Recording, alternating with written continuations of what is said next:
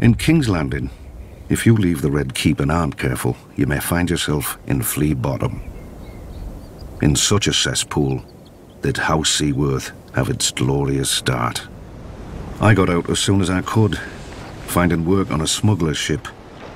Soon, every port on the narrow sea had a bounty on me, which they would collect if I didn't pay a percentage to the right people or pick the right tides. You know how to tell a good smuggler? When you talk to one, there's a head that talks back. I was very good. Davos of Flea Bottom had run with orphans and beggars, but Davos the smuggler was received by merchants and lords when nobody would catch them. Oddly, the only honest work came from pirates like the notorious, bloodthirsty Salvador San. An old friend. All he ever wanted was someone to buy his cargo quickly before the tide left and sell it without telling where I got it.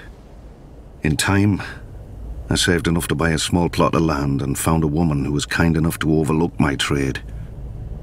She gave me a son, Mathos. And we dreamt of the trader's circle around the Jade Sea. Just one trip and I could settle us and our family for life. Then some storm lord revolted against the Iron Throne.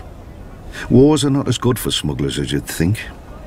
Every harbour fills with guards and inspectors, and the seas filled with blockades and pirates paid by each side to prey on the other. Though I had no love for the Mad King, I'd grown up around the power of King's Landing.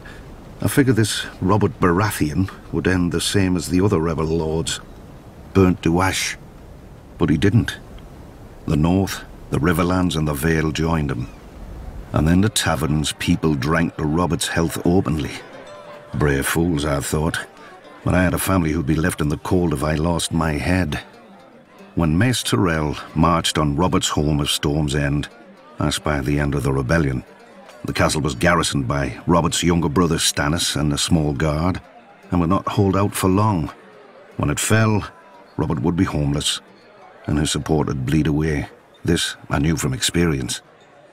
Months later, Stannis was still holding the castle. Nobody cared. But on voyages, I had seen what famine does, and I thought of all those men in Storm's End who would die unmourned and forgotten. No better than Flea Bottom orphans. I told my wife and myself that I'd get a high price for the onions and salt beef. In truth, I knew I'd be captured by the Tyrell galleys or drowned, but I was too stubborn. Later that night, in the dark, in a tiny boat with a black sail, I cursed myself and the moonlight as I waited for the tide to turn. When it did, the wind beat the sail so hard I ripped it down, fearing the Tyrell ships would hear. Luckily, they'd grown lax. With muffled oars alone, I steered my cargo through the treacherous currents and snarls of rock that gave Shipbreaker Bay its name. The waves finally carried me, soaked and near blind from sea water, through the mouth of the cavern beneath the castle. Then, Stannis Baratheon arrived. The siege had left him gaunt, but not weak, never weak. He greeted me and accepted my onions with cool courtesy, betraying no emotion, even as all wept.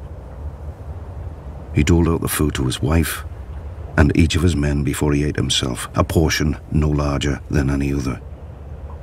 When he finally thanked me, I could see his mind had already returned to the castle's defense. His duty. After Aerys fell and Lord Stark lifted the siege, Stannis summoned me. For my salvation at Storm's End, I was to be granted a knighthood, a keep of my own, and my son taken into Stannis' personal service. Davos of Flea Bottom had become Sir Davos of House Seaworth, and his son would serve the king's own brother. But for my previous crimes as a smuggler, I was to have the fingertips of one hand taken off above the highest joint. Stannis held that I had flouted the laws of the land for years, and a good act does not wash out the bad. In one fell swoop, or 5, Stannis gave my son a future and my family a name that I could never have imagined, nor earned on my own. I still keep the finger bones in a bag around my neck, to remind me what I was and what I owe to Stannis. For during my many years as a smuggler, I visited many ports, taverns and back alleys, and saw many things in this world, but never justice. Until Stannis.